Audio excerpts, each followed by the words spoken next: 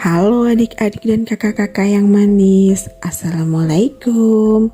Sudah siap untuk dengar cerita Bunda lagi? Bunda lanjut baca buku 33 Binatang Paling Heboh karya Indah Hanako ya.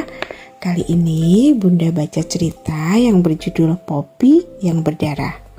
Kisah ini bercerita tentang Lois si buaya dan Poppy si kudanil.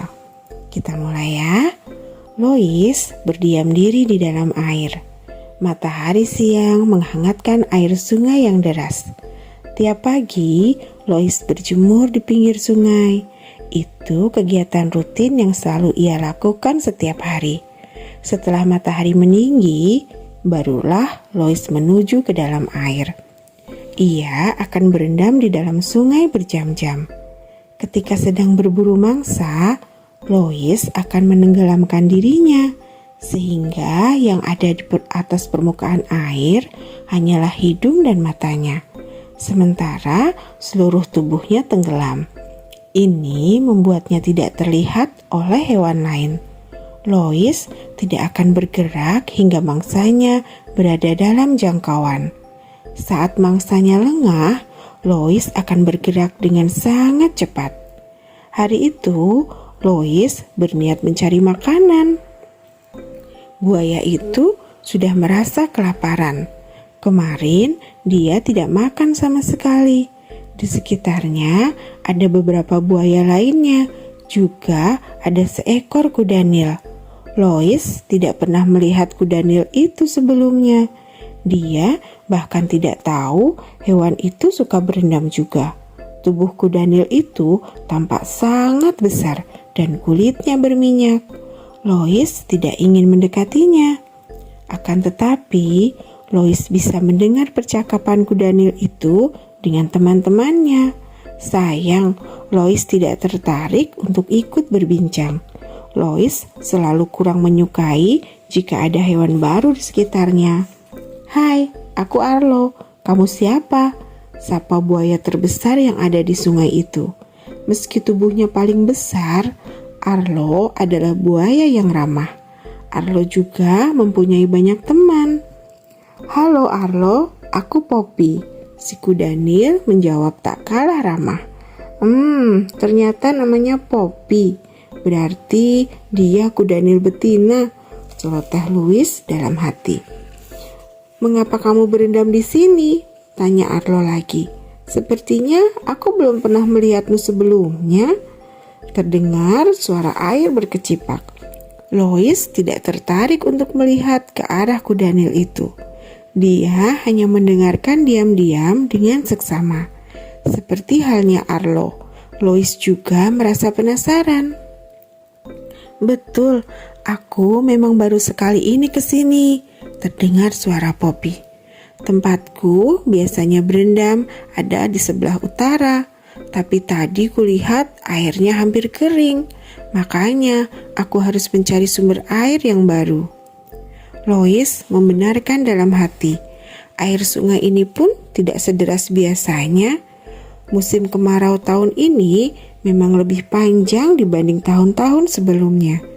Panas matahari pun lebih menyengat. Lois yang masih berendam mengalihkan perhatiannya kepada hal lain. Dari kejauhan, dia bisa melihat seekor kijang menuju sungai.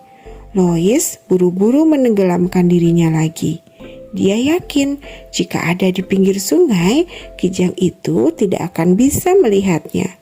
Lois bergerak maju perlahan.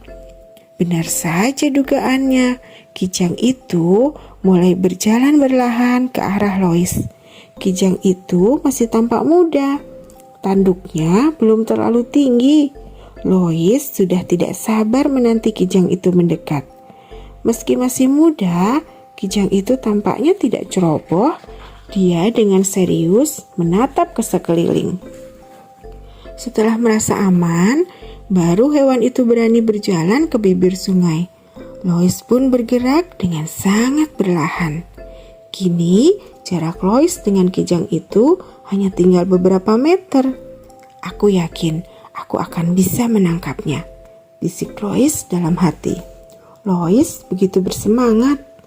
Rusa itu akhirnya menundukkan kepala dan mulai minum. Rusa malang itu tidak pernah menyadari ada bahaya yang sedang mengancamnya. Lois baru bersiap untuk membuka mulutnya ketika tiba-tiba air di dekatnya berkecipak kencang. Lois melihat tiba-tiba seekor kuda Nil ada di dekatnya. Ternyata itu Poppy. Lois merasa sangat kesal. Apalagi Kijang itu buru-buru kabur karena kepala Lois terlihat. Buaya itu ingin marah kepada Poppy, namun urung. Dia terbelalak saat melihat air di dekatnya berwarna merah. "Darah siapakah ini?" tanya Lois pada dirinya sendiri. Ditatapnya Poppy yang makin mendekat. Ternyata warna merah itu berasal dari kuda Nil itu. Lois tidak bisa membayangkan hewan apa yang baru saja dimangsa oleh kuda Nil ini. Apakah Arlo?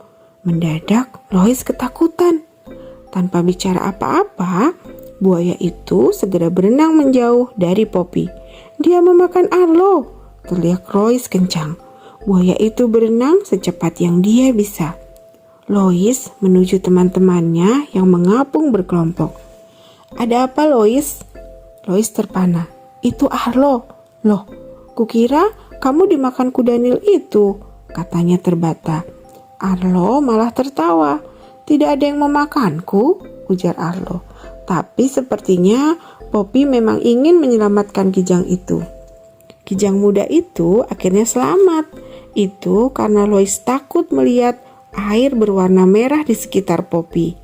Air itu dikiranya darah. Padahal sebenarnya itu hanyalah keringat kuda Nil yang larut di dalam air. Nah, itu tadi cerita Poppy yang berdarah. Lois mengira air yang berwarna merah adalah darah. Padahal itu keringat Poppy si kuda Nil yang larut di dalam air. Buaya suka berjemur di pagi hari dan berendam di siang hari. Buaya akan diam di dalam air dengan hanya mata dan hidung yang terlihat di permukaan pada saat buaya menunggu mangsanya untuk lengah. Fakta lain dari cerita ini, keringat kuda Nil akan berwarna merah setelah beberapa saat terkena air. Itu karena kandungan pigmen yang terdapat di dalam keringatnya. Saat menunggu mangsa, hanya hidung dan mata buaya yang berada di atas permukaan air. Buaya kadang menelan batu untuk membuat tubuhnya semakin tenggelam. Oke adik-adik dan kakak-kakak manis, sampai ketemu lagi di cerita selanjutnya. Wassalamualaikum.